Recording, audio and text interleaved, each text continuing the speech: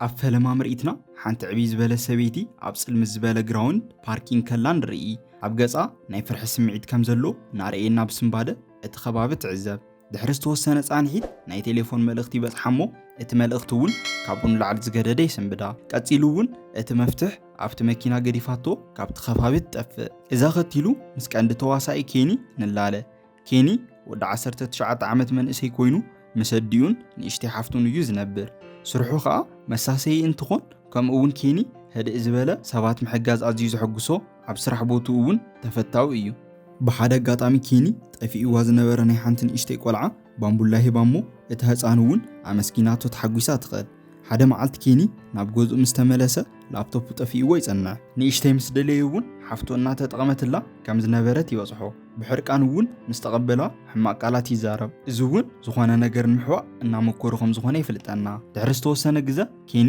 ናብ ክላስ ተመሊሱ ኢንተርኔት ምኽፋት ይፍትን ኮይኑ ግና ላፕቶፕ ቫይረስ ከም ዝኣትዎ ይርዳእሞ ዋላ ሓደ መስራሕ ምስ አቡዮ ኬኒ ካብ ዘይተፈቀደ ዌብሳይት አንቲ ቫይረስ ዳውንሎድ ይገብር ምጽዓነውን እቲ ቫይረስ ናይ ላፕቶፕ ፋይል ይድልተሉ ኮይኑ ግና ኬኒ ከይራአዮ ናይ ላፕቶፕ ካሜራ በባዕሉ ብምኽፋት ዝኮነ ሰብ ከም ዝርዮ ዘሎ ንርዳእ በቲ ምሸቱውን ኬኒ ክላስ ይቁልፎሞ ሓደ ነገር ምግባር ይጅምር ንሱውን ብዝገብሮ ግዜ ብዘይፍለጥ ሰብ ኢሜል ይላኣኸሉሞ እቲ መልእኽቲ ዝብሎ ዝገበርካዮ ነገር ርኢናዮ ኢና ዝብል ነበረ እዚ ማለት እውን ዘይልሙድ ነገር ክገብር ሪእሞ እዮም ማለት እዩ ምስ ኢሜል ተተሓይዙውን ሓደ ቪድዮ ተላኣኸሉ ኬኒ ምስ ከፈተውን ብጣዕሚ ስምብድሞ ዘይልሙድ ነገር ክገብር ቪድዮ ቀድሖ ኬኒ ታይ ከም ዝተፈጠረ ዓርሶ ንሓተተ ከሎ ካሊ ኢሜል ይኣትዎሞ እዚ ከዓ ቴሌፎን ቁጥሩ ተዘይልኢኹ እዚ ቪድዮ ዝዝርግሐሉ ከም ዝኾነ መፈራርሒ ነበረ ኬኒ ካሊ ኣማራፂ ስለ ዘይነበሮ ይስማማዕሞ ድሕሪ ዝተወሰነ ሰዓት ናብ ቴሌፎን መልእኽቲ በጽሖሞ እቲ መልእኽቲ እውን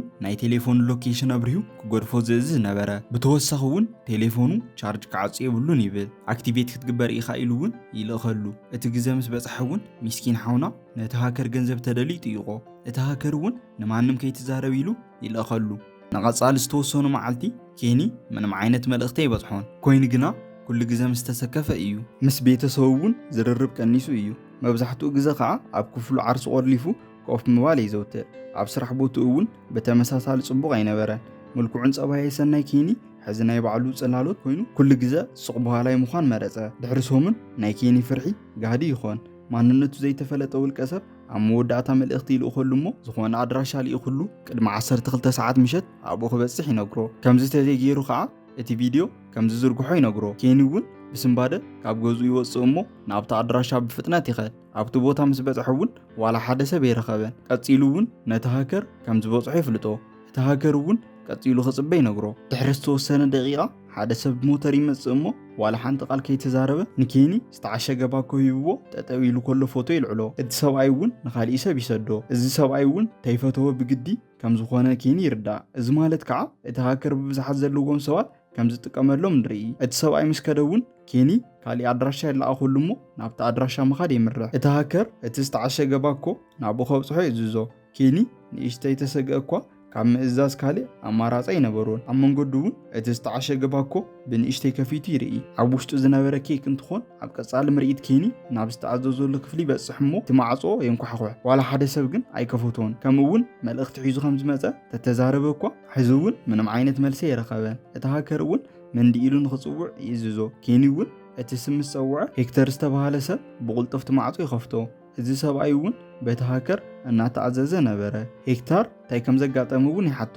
ኬኒ መሊሱ እውን ብዘይፍለጥ ሰብ ናብዚ ከም ዝተለኣኸ ይነግሮ ሄክተር ቴሌፎኑ ኣውፂኡ መልእኽቲ እናንበበ ኬኒ ብተመሳሳሊ እውን ኣብ ውጥረት ምዃኑ ይርዳእ እናተዘራረቡ እውን ድንገት እቲ ሃከር መልእኽቲ ክልእኸሉ ይቋረጽ እቲ መልእኽቲ እውን ክልቲኦም ብምዃን ዝተዓሸገ ባኮ በቲ ዝነግሮም ኣድራሻ ክወስድዎ ዝእዝዝ ነበረ ነዚ ልኡኽቶኦም እውን ኣብ ታሕቲ ፓርኪንግ መኪና ተቐሪቡሎም ከም ዘሎ ብቐጻሊ እውን እታ መኪና እታ ሰበይቲ ገዲፋታ ዝኸደት መኪና ምዃና ንርኢ ድሓር እውን ሄክተርን ኬንን ናብቲ ዝተባሃልዎ ኣድራሻ እናኸዱ ከለዉ ስለ ዝገብርዎ መጸየፍ ነገር ንንባዕሎም ይጠያየቑ ኬኒ ዓርሱ እናነኻኽእ ከሎ እቲ ሃከር ቪድዮ ከም ዝቐረጾ የርድኦ ዝብሎ ተዘይገይሩ እውን እቲ ቪድዮ ናብ ኢንተርኔት ከም ዝርግሖ ቀጺሉ እውን ሄክተር ሓዳርን ሓንቲ ጎርዞ ጓል ከም ዘለቶን ይዛረብ ቤተሰቡ እውን ብጣዕሚ ከም ዝፈትውዎን ኣብ ሓዳር እውን ዋላ ሓደ ጸገም ዘይብሉ ኮይኑ ግን ሓደ ምሸት ሰኺሩ ሚንዲ ትበሃል ናይ ኦንላይን ቻት ይእዝዝ ሄክተር مساعات ኣብ ዝገብረሉ ሰዓት ጥራይ ነብሱ ዝተለዓለ ፎቶ ብሸለልትነት ሊኢኹላ ነይሩ።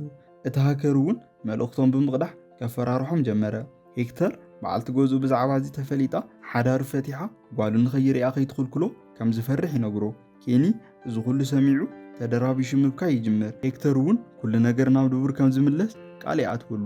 እዚ ልኡኽቶ ምስ ወድኡ ከዓ እቲ ሃከር ከም ዝገደፎ ርግፀኛ እዩ። ድሕሪ ዝተወሰነ ፃንሒት ናብቲ ዝተለኣኸሉ ቦታ ይበፅሕ እሞ እቲ ሃከር ቀፂሉ ኣብቲ ኬክ ውሽጢ ኣቕሓ ከም ዘሎ ንኸውፅዎን ይእዝዝ። ክልቲኦም ምስ ፈተሽዎ ከዓ ኩያለን ቆቢዕን ሓደ ሽጉጥ እውን ይረኽቡ። እዚ እውን ክልቲኦም የሰንብዶም እሞ እቲ ሽጉጥ ንምንታይ ዓላማ ከም ዝጥቀምሉ ምሕሳብ ይጅምሩ። ሽዑ እውን እቲ ሃከር ካሊእ መልእኽቲ ይልእኸሎም እሞ እቲ መልእኽቲ እውን መን ሽፈር መን ከዓ ዘራፊ ክኸውን ከም ዝደልዩ ይቆ። ሄክተርና ኬኒ ምእማን ኣብይዎም ነንባዕሎም ይረኣዩ። ቀፂሉ እውን ኣብ ፊት ንፊት ባንኪ ጠጠው ምባሎም ይርድኡ እሞ ልኡኽቶም ንምግዳፍ የመንትኡ። ኮይኑ ግና ሄክተር ብዛዕባ ቤተሰቡ ብምሕሳብ ብኮንፊደንስ ሽፈር ከም ዝኸውን ይዛረብ።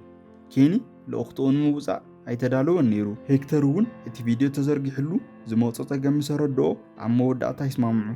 ኬኒ እኩያልን ቆቢዕን ብምግባር ሽጉጥ ሒዙ ናብቲ ባንኪ ይምርሕ። ሽዑ እውን ነታ ባንኪ ሰራሕተኛ ሽጉጥ ተጠቂሙ ዘለዎ ገንዘብ ንክትቦ ይነግራ። ከምኡ ኣብ ዝብለሉ ሰዓት እውን ሽንቱ የምልጦ። ከም ዕድል ኮይኑ ግና እታ ባንኪ ሰራሕተኛ ዘለዋ ገንዘብ ትቦ።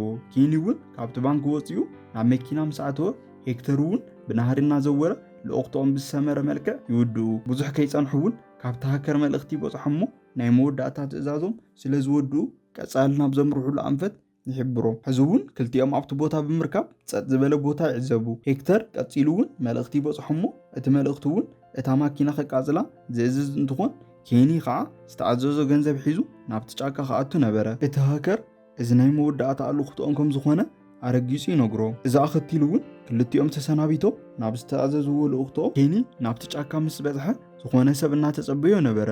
ኣብ ጎኑ እውን ዓብዪ ባኮ ነበረ። ኬኒ እዚ ምስ ረኣየ እቲ ሃከር ንሱ ከም ዝኾነ ርግፀኛ ነበረ። ኮይኑ ግና ቅድሚ ናብኡ ምቕራቡ እቲ ሰብኣይ እቲ ባኮ ንክኸፍቶ እቲ ድሮን ከልዕሎ ተኣዚዙ ከም ዝመፀ ይዛረብ። እቲ ድሮን ምስ ኣልዕሎ እውን እቲ ሰብኣይ ተጠቃዒ ምዃኑ ይስተውዕል። ክልቲኦም ብፍርሒ ኣብ ዝረኣየሉ ወቕቲ እቲ ሰብኣይ ተዘጋጂኻ ዲኻ ኢሉ ጥይቆ። ኬኒ እንታይ እናተፈጠረ ከም ዘሎ ኣይተረድአን ነይሩ። ብከምዚ እውን እቲ ሰብኣይ ክበኣሱ ከም ዝኾነ ዝሰዓረ እውን እቲ ገንዘብ ከም ዝወስድ የርድኦ። እዚ ዝሰምዐ ኬኒ ምርባሽ ይጅምር። ኬኒ ዘሸነፈ ብኸመይ ከም ዝፍለ ምስ ጠይቐ እቲ ሃከር እስካብ ሞት ክበኣስ ከም ዘለዎ መልእኽቲ ይልኸሎም። እዚ ማለት መወዳእታ ብሂወት ዝቐረየ ሰብ ማለት እዩ። ኬኒ ብጭንቀት እቲ ሽጉጥ ኣውፂኡ ነቲ ሰብኣይ የልዕለሉ። ሕሊንኡ ምቕታል ምስ ኣብዮ እውን ናብ ዓርሱ ይትኩስ። ኮይኑ ግን ሽጉጥ ምስ ተኮሰ ምንም ዓይነት ቀለሃ ዝኹሉ ግዜ ከም ዘይነበሮ ይርዳእ።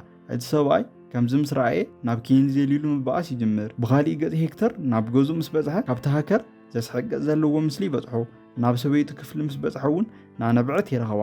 እዚ ኩሉ ትእዛዝ ተፈፀመ እኳ እቲ ሃከር ንሰበይቱ እቲ ቪድዮ ለኣኸላ። ሄክተር ብዝረኣዮ ነገር ሰንቢዱ ዋላ ሓንቲ ቃል ከይተንፈሰ ብኻሊእ ገጽ ከዓ ካብ መጀመርታ ምርኢትና ዝነበረ ሰበይቲ ንርኢ። ልክዕ ከም ሄክተር ናብ ቴሌፎና ዘስሕቕ ምስሊ ይለኣኸላ። ሚስጥራ እውን ከም ዝወፀ ትዕዘብ። እታ ሰበይቲ ብጭንቀት ኮምፒተራ ምስ ከፈተቶ ብውልቀ መላኺት ዓለም ብምሉእ እናተቐባበለ ከም ዝኾነ ትርኢ።